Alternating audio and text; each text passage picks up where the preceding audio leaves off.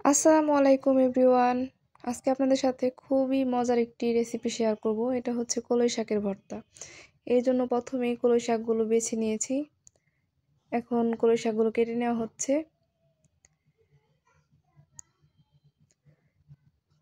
শাক কাটার পর এখন পেঁয়াজ মরিচ কেটে নেব।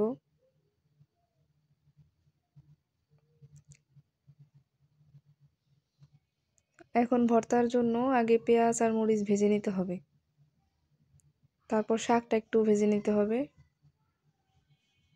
শাকটা যখন নরম হয়ে আসবে তারপর আমরা নামিয়ে নিব। এই তো ভর্তার উপকরণ রেডি। এখন রসুন আর পেঁয়াজ মরিচ আগে বেটে নেব, যাতে করে বাটাটা খুব মসৃণ হয়। তারপর শাক বেটে নিলেই কলই শাকের ভর্তা রেডি। এই তো আমার ভর্তা রেডি।